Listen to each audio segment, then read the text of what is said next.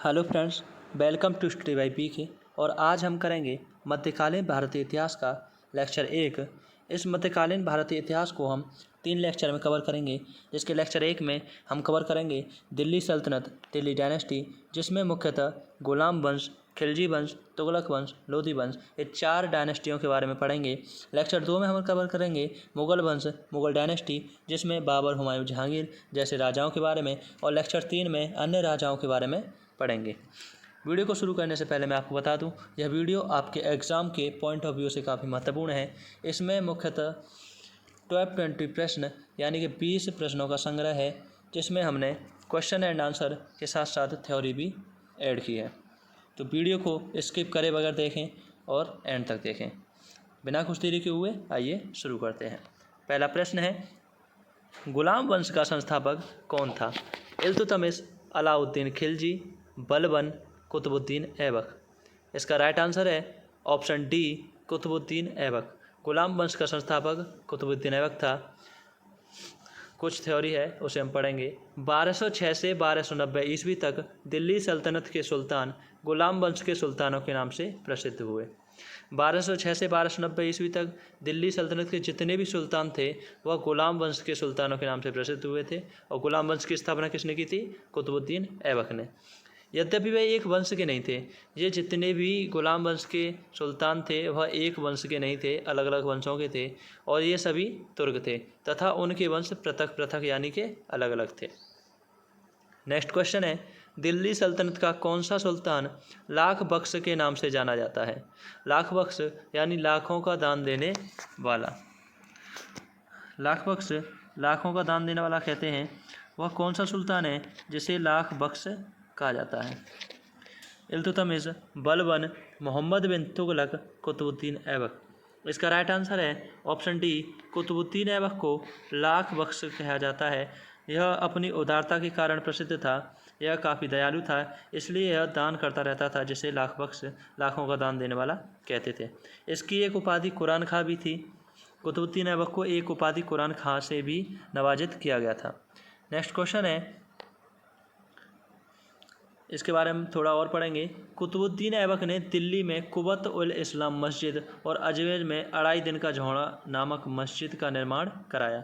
उसने दिल्ली में स्थित कुतुब मीनार का निर्माण कार्य प्रारंभ किया, जिसे इल्तुतमिश ने पूरा करवाया।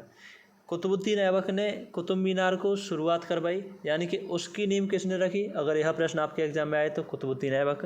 निर्माण कार्य किसने पूरा करवाया? इल्तुतमिश ने। तो 2 प्रश्न आपके यहाँ से बनते हैं।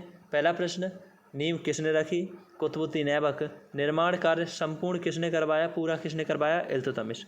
नेक्स्ट क्वेश्चन है, निम्नलिखित में किसने प्रसिद्ध कुतुब मीनार के निर्माण में योगदान नहीं दिया था?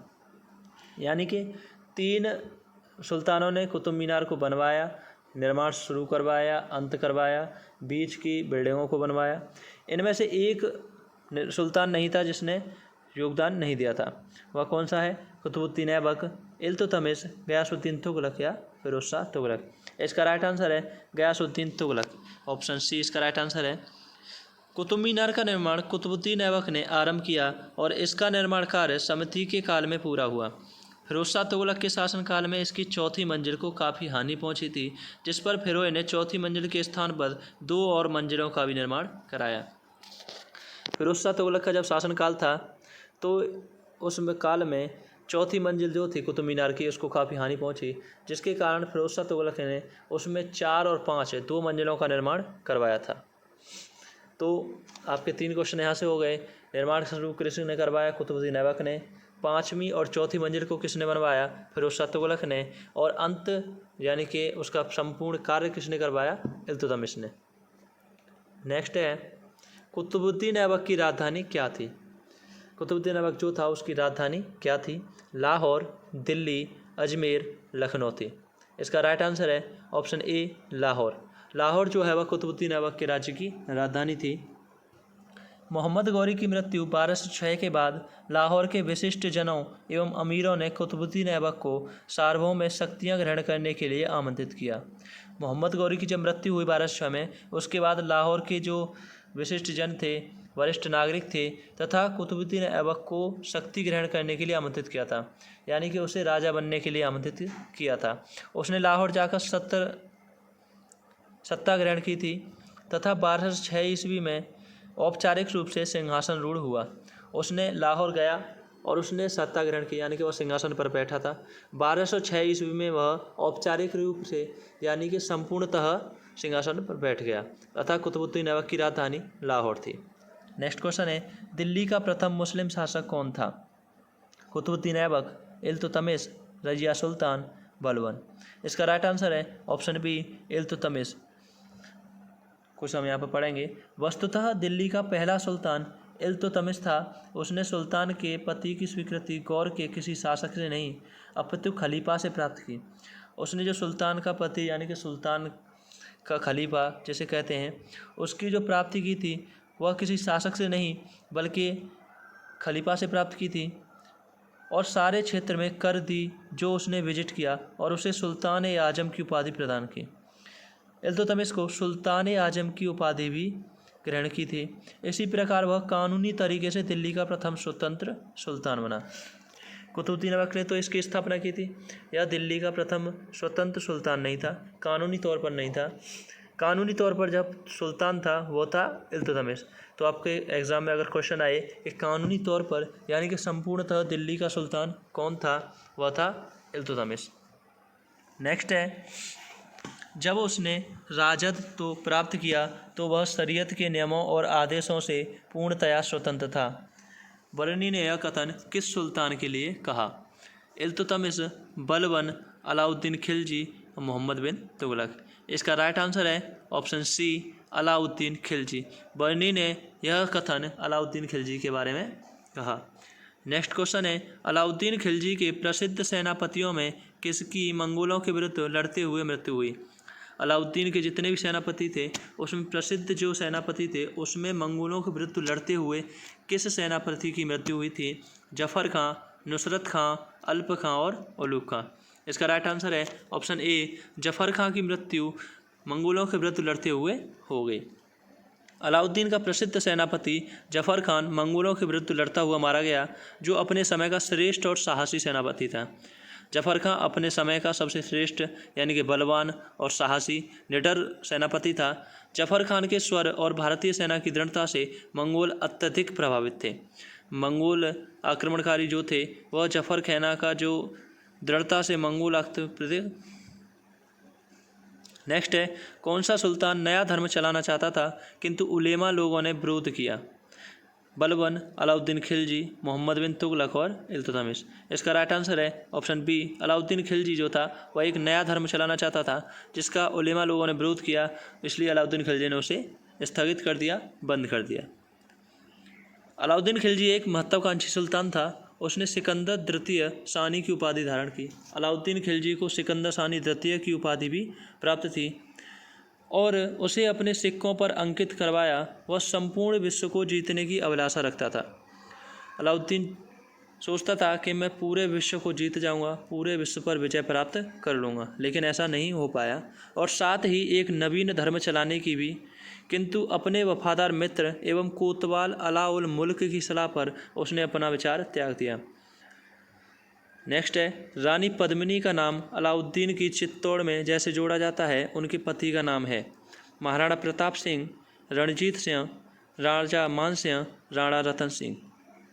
इसका राइट आंसर है ऑप्शन डी, राणा रतन सिंह। रानी पद्मिनी के पति का नाम राणा रतन सिंह है।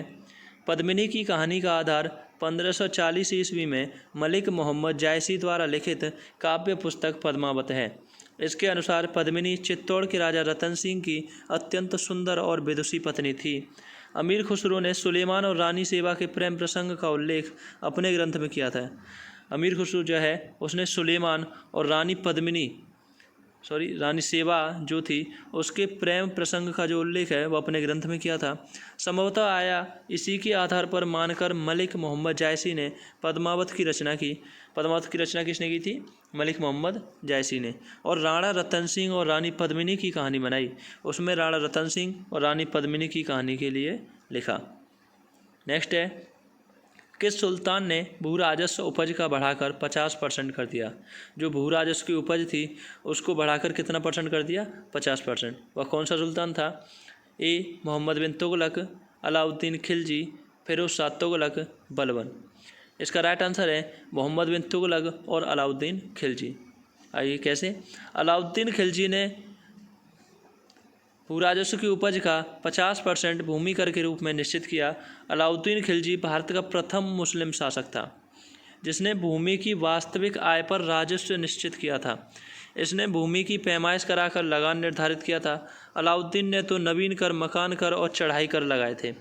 उसके पश्चात मोहम्मद बिन तुगलक ने भी 2 ओवर में भूमि कर 50% कर दिया था, लेकिन मोहम्मद तुगलक की राजस्व मांग अनुमान पर आधारित थी, जबकि मुस्लिम बादशाहों में से किस एक ने मूल्य नियंत्रण पद्धति को पहली बार लागू किया? अलाउद्दीन खिलजी, इल्तुतमिश, मोहम्मद बिन तुगलक, शेर शाह सूरी। इसका राइट आंसर है ऑप्शन ए, अलाउद्दीन खिलजी ने मूल्य नियंत्रण पद्धति यानी कि बाजार पद्धति को लागू किया था। आइए, सल्तनत काल में अलाउद्दीन खिलजी द्वारा बाजार नियंत्रण मूल्य पद्धति या मूल्य नियंत्रण पद्धति को लागू किया गया था। अलाउद्दीन ने केंद्र में एक बड़ी और स्थायी सेना रखी और उसे नकद वेतन दिया। ऐसा करने वाला वह दिल्ली का पहला सुल्तान था। अलाउद्दीन खिलजी ने बड़ी और स्थायी सेना रखी थी और जो नकद वेतन देता था उसे, यह पहला सुल्तान था ऐसा करने वाला। उस सेना का वह बहुत अधिक था, जो सेना का खर्च था वो बहुत अधिक था। वर्णी के अनुसार यदि उतनी बड़ी सेना को साधारण वेतन भी दिया जाता तो राज्य का खजाना 5 या 6 वर्ष में ही समाप्त हो जाता।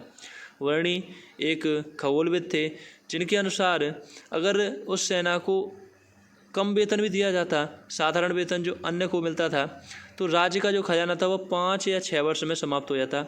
अतः अलाउद्दीन ने सेना के खर्च में कमी करने के लिए सैनिकों को वेतन में कमी की थी। अगर राज्य का खर्च खत्म ना हो, राज्य का जो खजाना था वह खत्म ना हो, तो अलाउद्दीन ने सेना के वेतन में कमी कर दी, जिससे कि सेना कम खर्च करे और वेतन कम मिलने लगा। नेक्स्ट है, दिल्ली सल्तनत के किस शासक ने अपने आप को खलीफा घोषित कर दिया था? बलबन, अलाउद्दीन खिलजी, मुबारक खिलजी, मोहम्मद बिन तुगलक। इसका राइट आंसर है ऑप्शन सी, मुबारक खिलजी ने अपने आप को खलीफा घोषित कर दिया था। उसने किसी के कहने पर या किसी के मानने पर खलीफा घोषित नहीं किया, अपने आप उसने खलीफा घोषित कर लिया था। अलाउद्दीन खिलजी की मृत्यु के पश्चात मलिक काफूर ने मुबारक खिलजी को कैद कर कारावास में डाल दिया था। बाद में कैद से मुक्त होकर वह सुल्तान बना, उसमें स्वयं को खलीफा घोषित कर दिया तथा अल इमाम खिलाफत उल लह की उपाधि धारण की। इसने 2 उपाधि धारण की थी, पहली थी अल इमाम खिलाफत और दूसरी थी उल लह की। नेक्स्ट है, अलाउद्दीन खिलजी के निम्न सेना अध्यक्षों में से कौन सा तुगलक वंश का प्रथम सुल्तान बना? वह कौन सा सुल्तान था जो तुगलक वंश का पहला सुल्तान बना? वह अलाउद्दीन खिलजी का अध्यक्ष था। सेना के जो अध्यक्ष होते हैं, जैसे कि अब हमारे देश का अध्यक्ष राष्ट्रपति, तो जो सेना का अध्यक्ष होता है उनमें से वह कौन सा था जो तुगलक वंश का प्रथम सुल्तान बना था? गाजी मलिक, मलिक काफूर, जफ़र खां, उबेक खां। तो इसका राइट आंसर है ऑप्शन ए, गाजी मलिक। अलाउद्दीन के सेनापतियों में गयासुद्दीन तुगलक या गाजी मलिक तुगलक वंश का प्रथम शासक था। उसने तुगलक वंश की स्थापना की। गयासुद्दीन तुगलक अलाउद्दीन खिलजी के शासनकाल में कई महत्वपूर्ण अभियानों का अध्यक्ष था। गयासुद्दीन तुगलक जो तुगलक वंश का प्रथम शासक था, वह अलाउद्दीन खिलजी का जब वंश था उसमें कई मुख्य अभियान थे, उनका अध्यक्ष था तथा उसे देपालपुर का राज्यपाल नियुक्त किया गया। 29 अवसरों पर उसने मंगोलों के विरुद्ध युद्ध किया, उन्हें भारत से बाहर खदेड़ा, इसलिए वह मलिक और गाजी के नाम से प्रसिद्ध हुआ। गयासुद्दीन तुगलक जो था वह मलिक और गाजी के नाम से प्रसिद्ध हुआ। खुसरो शाह को समाप्त करके उसने दिल्ली के सिंहासन पर अधिकार कर लिया तथा 8 सितंबर 1320 ईस्वी को सुल्तान बना। इसका एक नाम गाजी बेग तुगलक या गाजी तुगलक था। इसी कारण इतिहास में उसके उत्तर अधिकारियों को भी तुगलक पुकारा जाने लगा और उसका वंश तुगलक वंश कहलाया। नेक्स्ट है, दिल्ली सल्तनत का सर्वाधिक विद्वान शासक जो खगोल शास्त्र, गणित एवं आयुर्विज्ञान सहित अनेक विद्या में माहिर था। वह कौन सा शासक था जो खगोल शास्त्र, गणित और आयुर्विज्ञान सहित अनेक विद्याओं में भी माहिर था? इल्तुतमिश, अलाउद्दीन खिलजी, मोहम्मद बिन तुगलक और सिकंदर लोदी। इसका राइट आंसर है ऑप्शन सी, मोहम्मद बिन तुगलक जो था वह सर्वाधिक विद्वान शासक था जो खगोल शास्त्र, गणित एवं आयुर्विज्ञान में माहिर था। दिल्ली सल्तनत के सभी सुल्तानों में मोहम्मद बिन तुगलक 1325 से 1351 सर्वाधिक विद्वान एवं शिक्षित शासक था। वह खगोल शास्त्र, गणित एवं आयुर्विज्ञान सहित अनेक विधाओं का ज्ञानी था। मोहम्मद बिन तुगलक का जो शासनकाल था वह 1325 से 1351 था। नेक्स्ट क्वेश्चन है, किस वंश के सुल्तानों ने सबसे अधिक समय तक देश में राज्य किया? वह कौन सा वंश था जो सबसे अधिक समय तक रहा? खिलजी वंश, लोधी वंश, गुलाम वंश और तुगलक वंश। इसका राइट आंसर है ऑप्शन डी, तुगलक वंश, जो 1320 से 1412 ईस्वी तक रहा था। गुलाम वंश के सुल्तानों ने 1206 से 1210, खिलजी वंश ने 1290 से 1320, लोधी वंश ने 1451 से 1526 तथा तुगलक वंश ने 1320 से 1412, जो 92 साल लगभग रहा था। इस प्रकार तुगलक वंश का शासक सर्वे दीर्घकालिक यानी कि लंबा था। नेक्स्ट है, मध्यकालीन यात्री इब्न बतूता जो यात्री एवं लेखक था किस देश का निवासी था तथा भारत में किसके शासनकाल में आया? फारस का निवासी था, बहलोल लोधी के शासनकाल में आया। मध्यकालीन यात्री इब्न बतूता जो यात्री एवं लेखक था किस देश का निवासी था तथा भारत में किसके शासनकाल में आया? फारस, बहलोल लोधी, मोरक्को, मोहम्मद बिन तुगलक, मिस्र, गयासुद्दीन तुगलक, अफगानिस्तान, फिरोज तुगलक। इसका राइट आंसर है यह मोरक्को का निवासी था जो मोहम्मद बिन तुगलक के शासनकाल में आया, यानी कि बी इसका राइट आंसर होगा। मध्यकालीन यात्री एवं लेखक इब्न बतूता मोरक्को निवासी था जो भारत में 1333 से 1343 ईस्वी तक था। वह मोहम्मद बिन तुगलक के कार्यकाल 1325 से 1351 में भारत आया। मोहम्मद बिन तुगलक ने ऐसे दिल्ली का काजी नियुक्त किया।